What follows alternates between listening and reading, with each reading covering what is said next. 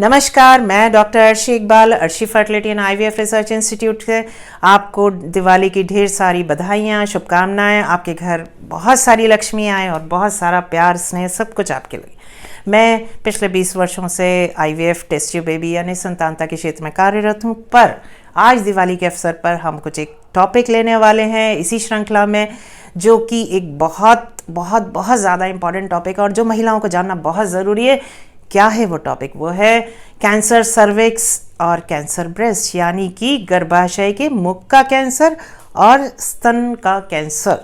ये दोनों कैंसर हिंदुस्तान में बहुत आम है। किसी भी महिला में 18 वर्ष से ऊपर की महिला में ये कैंसर, यानी कि कैंसर सर्विक्स जो कि गर्भाशय के मुख का कैंसर है, और कैंसर ब्रेस्ट बहुत आम हो गए। पहले के टाइम में, आज से 10 साल पहले की अगर अपन देखें स्टैटिस्टिक्स, तो पहले इनकी उम्र ज़्यादा उम्र में होता था, यानी कि 30 साल के ज़्यादा एज में, 30 के ऊपर वाली एज में। लेकिन अभी इसका ट्रेंड काफ़ी चेंज हो गया और ये 18 साल की उम्र में भी देखा गया है। अब हम हिंदुस्तान की बात करें तो सबसे ज़्यादा अगर हम देखें तो कैंसर ब्रेस्ट है। सेकंड मोस्ट कॉमन कैंसर जो आता है महिलाओं में वो है कैंसर सर्विक्स। तो मैं आज चाहूँगी कि आपको कुछ छोटी छोटी बातें बताऊं, क्योंकि जब तक आपको ज्ञान नहीं होगा, जब तक आपको पता नहीं होगा कि क्या लक्षण होते हैं, आप किसी डॉक्टर के पास कैसे पहुंचेंगे। तो आज हम दोनों कैंसरों के लक्षण, किस तरह से डायग्नोसिस या जांच करते हैं और कैसे इलाज की इनमें क्या क्या पॉसिबिलिटीज़ हैं, वो मैं आपको एक बिल्कुल संक्षिप्त में, छोटे में और आपकी भाषा में समझाने की कोशिश करूँगी। और मुझे उम्मीद है कि ये आपके बहुत ज़्यादा लाभदायक और बहुत ज़्यादा काम की जानकारी। तो अब हम सबसे पहले बात करेंगे कैंसर सर्विक्स, यानी कि गर्भाशय के मुख का कैंसर। गर्भाशय का जो मुख होता है वो यहाँ, इसका कैंसर, ठीक है। तो सबसे पहली बात करी जाए कि ये किस उम्र तक हो सकता है। ये किसी भी महिला में 20 साल की उम्र में, 20 के 20s में किसी को भी हो सकता है जो कि सेक्सुअली एक्टिव हो, यानी कि जो कि महिला संबंध रखती हो पुरुषों से, उसमें ये हो सकता है। तो ये सबसे ज़्यादा किन में पाया जाता है? ये उन महिलाओं में ज़्यादा होता है जहाँ पे मल्टीपल पार्टनर्स होते हैं, वहाँ पे इसकी संभावना बढ़ जाती है। या फिर आपके जो पार्टनर है उसके किसी और महिला से ताल्लुकात हों तो ये ट्रांसमिट होता है। तो कोई भी महिला जिसके मल्टीपल सेक्सुअल पार्टनर्स हो, वहाँ इसकी होने की संभावनाएं बहुत अत्यधिक होती है।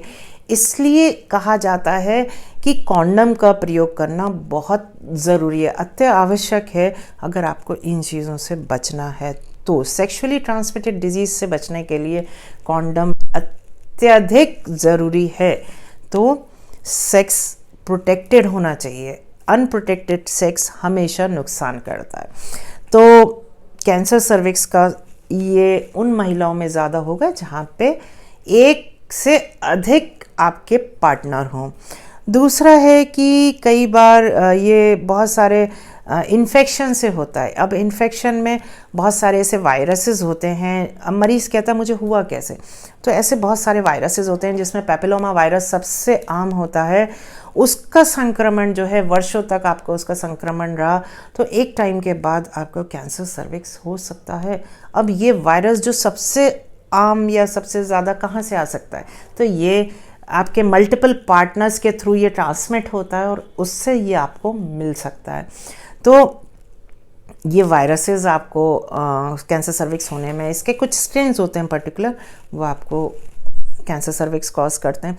दूसरा है कि बहुत वर्षों तक आपको सफ़ेद पानी की शिकायत हो, या आपको, तो सफ़ेद पानी की शिकायत होना है का मतलब होता है संक्रमण होना, आपको इन्फेक्शन होना। सफ़ेद पानी तो उसका एक सिम्टम है जो ये बताता है कि आपको इन्फेक्शन है। तो इन्फेक्शन किसने करा? बैक्टीरिया, वायरसेस या मिक्स्ड इन्फेक्शन है, और उसका दिखाव जो होगा आपको पता चलेगा वो सफ़ेद पानी के रूप में या इन्फेक्शन के रूप में, या हरे रंग का, या बदबूदार, या खून आना। अब कोई भी महिला आती है, उसमें क्या लक्षण होते हैं कि आपको ये पता चले कि कैंसर सर्विक्स है? सबसे पहली चीज़ है कि बदबू आना, आपको जो डिस्चार्ज हो रहा है या जो आपको रिसाव जा रहा है या जो इन्फेक्शन है उसमें बदबू आना बहुत ज़्यादा। या फिर दूसरा जो एक सबसे कॉमन कारण है कि जब महिला संबंध रखती है तो उसको छींटा देखना, एक आध छींटा। अक्सर मरीज़ ये कंप्लेन करता है कि संबंध रखने के बाद उसको एक स्पॉट दिखा या दो दिखे, या जब भी रखती है उसको छींटा दिखता है। तो ये छींटा गर्भाशय का कोई हार्मोनल इम्बैलेंस नहीं है। ये तुरंत डॉक्टर के पास जाइए, उससे अपनी पूरी जांच कराइए, वो आपको नीचे से चेक करेगी और आपको उसमें ये बता पाएंगे कि ये लोकल कोई कॉज तो नहीं है, आपको सर्वाइकल इरोजन यानी कि आपके बच्चेदानी के मुख पे कोई छाले तो नहीं है, वो सब आपको डॉक्टर बता पाएगा। तो अब अक्सर मैं जब लेती हूँ क्लास तो मैं ये बात बोलती हूँ कि स्वच्छता रखना या साफ सफाई रखना महिलाओं में अत्यंत जरूरी नहीं, अत्यंत ज़रूरी है। क्यों ज़रूरी है? वो इसीलिए ज़रूरी है कि कैंसर, सर्विक्स या आपको सफ़ेद पानी की शिकायत, ये सब शुरुआत हैं इन्फेक्शन होना आगे कैंसर को दावत देने की तरह है। तो अगर हम सफाई रखेंगे तो कुछ हद तक हम इन चीज़ों को दूर भगा सकते हैं, इन चीज़ों को दूर रख सकते हैं। सफाई का मतलब, अब मरीज़ पूछता है सफाई का मतलब क्या है, तो सफाई की शुरुआत हम एक बात करें, जब अगर आपकी फैमिली पूरी कंप्लीटेड है तो आप कॉन्डम का प्रयोग करें सेक्स में। दूसरा है कि आप रोज़ नहाएं, अपने जन अंगों को रोज़ साबुन से साफ़ सुथरा करें। आपको ज़रूरी है कि सफाई रखने का नहाना ज़रूरी है, भले ही कुछ भी हो जाए, रोज़ नहाना अत्यंत आवश्यक है। कपड़े रोज़ धुले हुए, धूप में सूखे हुए, मेरा एक शब्द बोला, धूप में सूखे हुए कपड़े होना चाहिए, या फिर अगर धूप नहीं हो तो प्रेस लगा के, उससे गर्मी से कीटाणु मर जाते हैं। फिर तीसरी चीज़ है कि अगर बहुत सारी महिलाएं या बहुत सारी लड़कियां जो मैंने देखा या सुना है, वो अंडर गारमेंट्स जो होते हैं या आपके जो अंडर गारमेंट्स अंडरवियर हैं उनको बाथरूम में सुखाते हैं। डैम्प प्लेसेस यानी कि जहाँ पे नमीदार है या जहाँ पे धूप नहीं आती वहाँ सुखाते हैं, तो वो एक बहुत गलत चीज़ है। आपके अंडर गारमेंट्स धूप में सूखे हुए होना चाहिए, वो स्टरलाइज हो जाते हैं। कुदरती भगवान ने धूप में ऐसी शक्ति दी है जिससे कि आपका जो कपड़ा है वो स्टरलाइज हो जाएगा और उसमें जितने भी कीटाणु हैं वो मर जाएंगे तेज़ धूप से। और अगर अपन धूप नहीं है तो उसको प्रेस लगा के गर्म करके ज़रूर पहने, उससे भी आपको बचाव हो सकता है। दूसरा, एक हमारे समाज में बहुत चलन होता है कि एक दूसरे के कपड़े पहनना, तो कोशिश करें एक दूसरे के कपड़े नहीं पहने। अगर आप किसी के कपड़े पहनना है, कोई वजह है, तो धुले हुए कपड़े पहने या ड्राई क्लीन करे हुए कपड़े पहने।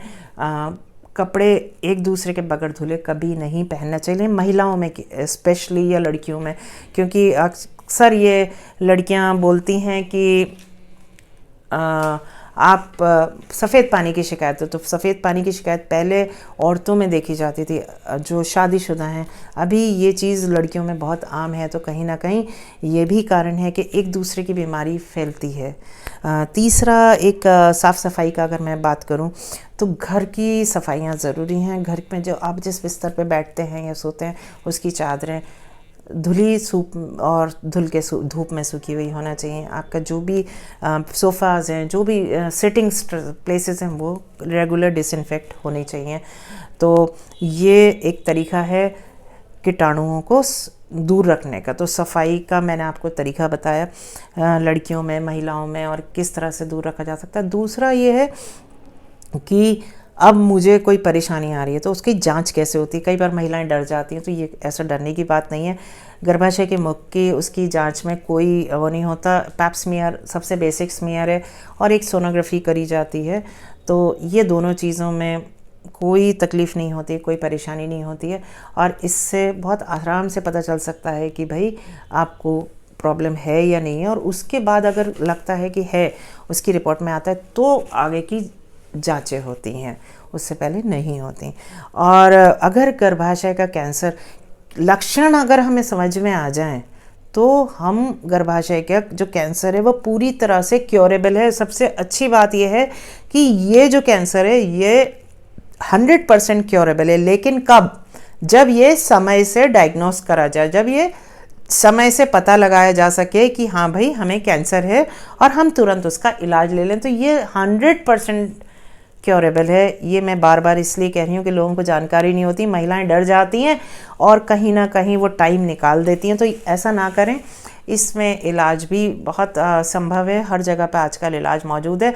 इसमें अगर अर्ली डायग्नोसिस है या स्टेज 1 के में डायग्नोसिस हो जाता है या कार्सिनोमा इन सिटू में डायग्नोस हो जाता है, यानी कि बिल्कुल शुरुआती दौर में है, तो आपको केवल बच्चेदानी निकलने से फ़ायदा हो जाएगा, ये कैंसर ख़त्म। अगर थोड़ा सा लक्षण बढ़ गए, 1 स्टेज से आगे है, तो सेक लगना और कीमोथेरेपी है। पर ये जो कैंसर है, ये अगर समय से डायग्नोस हो जाए, अर्ली डायग्नोसिस हो, तो ये पूरी तरह से सही हो सकता है। और मेरा आज ये टॉपिक लेने का रीज़न ये है कि मैंने ये मरीज़ बहुत आम हो गए आजकल आना, ये बढ़ रही है कैंसर समाज में, तो समाज में जागरूकता बहुत ज़रूरी है इन चीज़ों के लिए।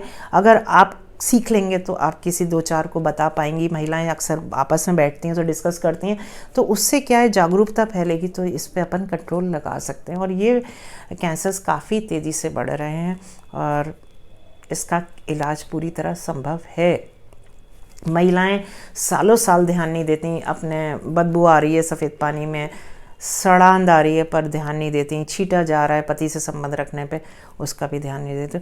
दूसरी चीज़ है कि ये तो है कि आप जांच करें और इलाज क्या है, पर मेरा फिर भी एक ही इसका रामबाण है कि जो अपने पार्टनर्स हैं, जो आपके सेक्सुअल पार्टनर्स हैं, यानी कि जो आपका जो पुरुष पार्टनर है वो मल्टीपल यानी एक से अधिक नहीं होना चाहिए। अपने जीवन काल में एक ही व्यक्ति से संबंध रखें, एक से अनेक को मत रखें। कैंसर सर्विक्स होने का जो एक बहुत बड़ा कारण है, आपस में समाज में एक दूसरे से, एक से ज़्यादा व्यक्तियों से संबंध रखना। यही चीज़ आदमियों पे भी लागू है। जब एक महिला एक पुरुष से, उसको नहीं पता कि उस पुरुष का दूसरी किसी औरत से संबंध है और हो सकता है उस औरत का किसी 2-4 से और संबंध हो, तो वो 2-4 मिलके अल्टीमेटली आपको इन्फेक्शन आता है, तो आपको 7 लोगों का इन्फेक्शन मिल गया ना। इसलिए अपने पार्टनर के प्रति वफादार रहें, अपने पार्टनर के प्रति समर्पित रहें। यह बहुत ज़रूरी है, यह आज की तारीख में सीख देना कि पति पत्नी एक दूसरे को समर्पित रहें, इधर उधर संबंध ना रखें, उससे आप कैंसर सर्विक्स से बच सकते हैं। अब दोस्तों अपन आते हैं एक दूसरे टॉपिक पे जो कि महिलाओं के लिए एक बहुत इम्पॉर्टेंट है, दूसरा कैंसर जो है कैंसर ब्रेस्ट।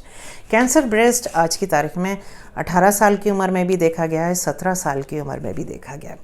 तो पहले के ज़माने में ये कहा जाता था कि ये तो बड़ी उम्र का है, लेकिन अब ऐसा नहीं रहा है। और ये भी एक ऐसा कैंसर है जो बहुत तीव्रता से बढ़ रहा है, यानी कि जो नंबर ऑफ़ पेशेंट्स हैं वो बहुत फास्ट इंक्रीज़ हो रहे हैं। अब कैंसर ब्रेस्ट के लक्षण या इसको डायग्नोस करना बहुत आसान है और हर महिला खुद कर सकती है। और जब आप इसको डायग्नोस कर लोगे तो आप तुरंत डॉक्टर के पास जाओगे और इलाज ले सकते हो। तो इसका डायग्नोसिस अर्ली होगा तो ट्रीटमेंट अर्ली होगा, तब जाके इसका बचना इससे संभव है। तो कैंसर ब्रेस्ट के जो लक्षण होते हैं वो सेल्फ ब्रेस्ट एग्जामिनेशन जो होता है उससे करा जा सकता है। आपने अपने जो ब्रेस्ट है उसको, ये सपोज़ ब्रेस्ट है और इसको केवल 5 हिस्सों में डिवाइड करना है। ये ब्रेस्ट को आपको एक प्लस बना के 5 हिस्सों में, तो 1 हिस्सा, 2 हिस्सा, 3 हिस्सा, 4 हिस्सा और पीछे बीच वाला जो हिस्सा है निपल का वो 5वां हिस्सा हो गया। आपको सिर्फ केवल इन 5 हिस्सों को जांचना है। और कैसे जांचना है, आपकी जो उंगलियां होती हैं, इसके जो पोर होते हैं, ये इससे एक एक हिस्से पे हाथ रख के चला के देखिए। जब आप नहाने जाते हैं, आपके हाथ में साबुन लगा होता है आपकी बॉडी पे, तो आप देखिएगा, ये आप करेंगे, आपको पता चल जाएगा कि अंदर कोई गिठान तो नहीं है, कोई रसौली तो नहीं है, बहुत आराम से पता चलेगा आपको। ये जो उंगली के अपने पोर हैं, इसको इस पे चारों हिस्सों को अलग अलग चेक करिए और आखिरी में निपल को बीच में चेक करिए और निपल को दबा के देखिए कोई उसमें से द्रव तो नहीं आ रहा, कोई खून तो नहीं आ रहा, या फिर ये भी ज़रूर चेक करिए कि ये निप्पल अंदर की तरफ तो नहीं खिंच रहा, या फिर ये जो चमड़ी है सीने की वो नारंगी की चमड़ी, देखिए छोटे छोटे छोटे उसमें दाने होते हैं और वो अंदर की तरफ होते हैं, वैसी तो नहीं हो रही नारंगी टाइप, या कोई सूजन तो नहीं आ रही। ये चीज़ें अगर आपने एक उंगलियों से गिठान देख ली, आपने चमड़ी के ऊपर नारंगी जैसी चमड़ी तो नहीं हो रही वो देख ली, सूजन तो नहीं आ रहा, या निप्पल में से खून तो नहीं आ रहा, निप्पल अंदर की तरफ रिट्रैक्टेड तो नहीं है, अगर आप ये 4 चीज़ें भी देख लेंगे तो भी आप 90% कैंसर डायग्नोस कर सकते हैं, वो भी सीने का स्तन कैंसर, केवल ये 4 चीज़ों से। तो दोनों अपने ब्रेस्ट को चेक करें उंगली से, और 1 मिनट का काम है केवल। इससे क्या है, आप तुरंत बता सकते हो कि आपको कोई गिठान है या नहीं है। अब ऐसी बहुत सी महिलाएं होती हैं जहाँ पे फाइब्रो एडिनोमा होता है, यानी जो बिनाइन, यानी कि जो कैंसर की गिठान नहीं है वो भी होती हैं। तो कैंसर आपको अगर वो भी गिठान मिलती है तो भी आप तुरंत डॉक्टर को दिखाएं जाके, उसकी एक जांच होती है FNAC, वो करने से ये क्लियर हो जाए कि वो कोई ख़राब गांठ नहीं है, और उसको निकालना या नहीं निकालना ये आपका डॉक्टर बहुत अच्छे से आपका ध्यान रख सकता है कि इसको निकाला जाए या नहीं निकाला जाए, वो डॉक्टर तय कर लेगा। पर आपका काम क्या है, आपका काम है कि तुरंत डायग्नोस हो जाए, इसको लापरवाही में टाइम नहीं निकालें, कल दिखाएंगे, परसों दिखा लेंगे, महीने भर बाद दिखा लेंगे। मेरे हिसाब से इससे बड़ी इमरजेंसी कोई नहीं होती कि आपको आपके सीने में कोई गिठान नज़र आ रही है। क्यों? अगर सपोज़ ये मैलिग्नेंट है, यानी कि कैंसर की गिठान है, तो ये बहुत तेज़ी से ग्रो होगी। आपने सोचा 1 महीने बाद, तो 1 महीने में आपकी जो स्टेज है वो बहुत आगे निकल जाएगी। इसलिए मेरा आप लोगों से बार बार एक ही गुजारिश है कि आप ये अगर मिल रही है, दिख रही है, तो तुरंत अगले दिन ही डॉक्टर को संपर्क करें और अपनी परेशानी बताएं, तो डॉक्टर आपकी परेशानी को हल करेगा। अब कई बार महिलाएं डर जाती हैं कि ये तो मुझे अगर कैंसर हुआ तो क्या होगा, और जांच तो इसकी बड़ी मुश्किल होंगी। तो कैंसर ब्रेस्ट में या कोई गिठान होती है तो आपको क्या जांचें करनी है? आपको 2 जांचें करनी होती है। एक FNAC का मतलब होता है एक सुई होती है, सिरिंज, उसको उस गिठान में डाला, खींचा, 1 मिनट का काम होता है, और उससे उसकी जाँच करा ली, सेल्स की रिपोर्ट आ जाती है 2 दिन में।